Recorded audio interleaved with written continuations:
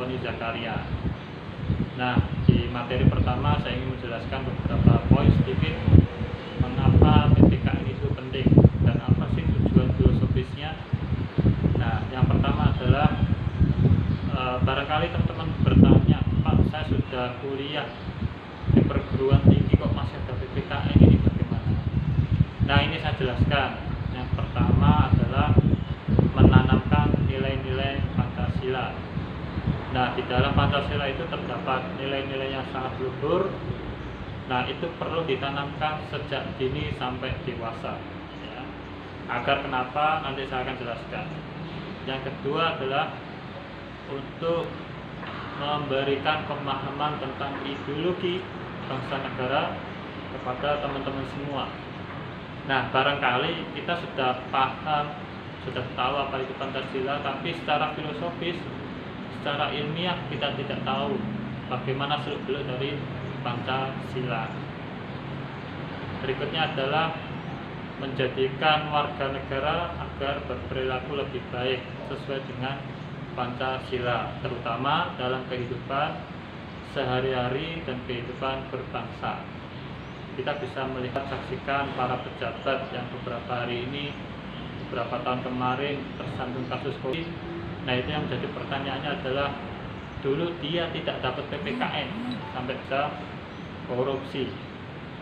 Nah, berikutnya tujuannya adalah menjadi pedoman warga negara bagaimana hidup, terutama di bangsa Indonesia. Kita tahu hidup di beberapa negara itu berbeda-beda, kultur, budaya, peraturan, undang-undang. Nah, kalau di Indonesia salah satunya adalah Pancasila, termasuk di dalamnya bagaimana hak dan kewajiban sebagai warga negara. Nah, berikutnya salah satu tujuan filosofis dari PPKN adalah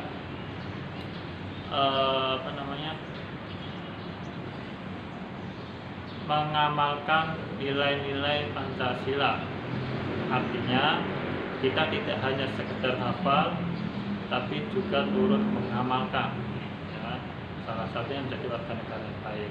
Untuk apa? Agar kita menjadi cinta terhadap bangsa dan negara.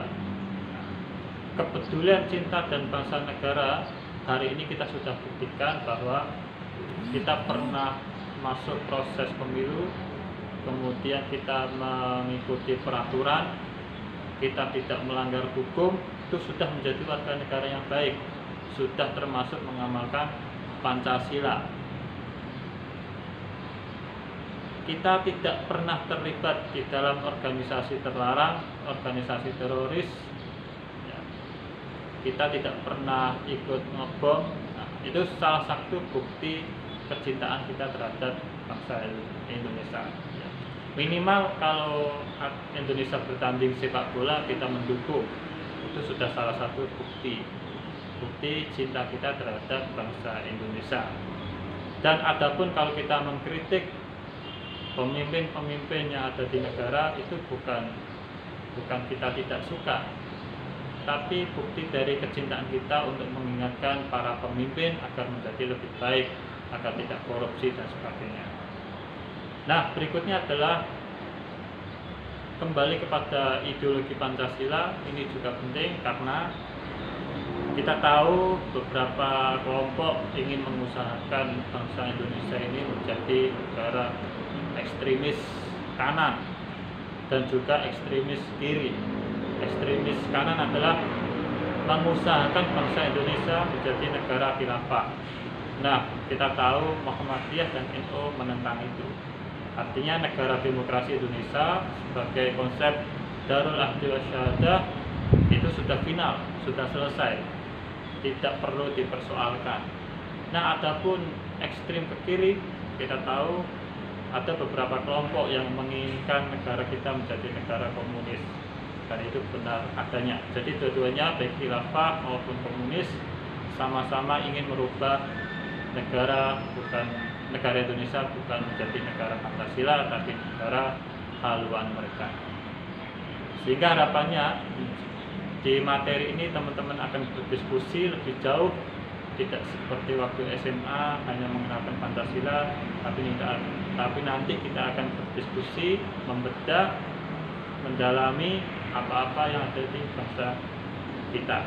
Nah, berikutnya adalah tentang kontrak belajar. Saya ingin menekankan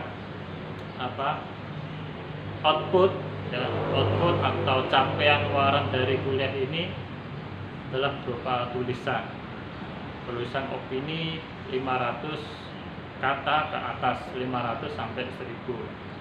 Nah, bagi teman-teman yang tulisannya tentang bangsa Indonesia, tentang keadaan bangsa, dimuat di media online ternama, contoh IB10, Rahma ID, dan lain-lain, titik kumparan, itu bisa setor ke saya dan teman-teman akan bebas UTS dan UAS. Nah, harapannya dari beberapa tulisan teman-teman itu nanti kita akan kumpulkan menjadi sebuah buku yang nanti kita akan terbitkan secara inti dan terdaftar dengan tema-tema yang nanti akan saya berikan. Cukup, terima kasih dari saya. Assalamualaikum warahmatullahi wabarakatuh.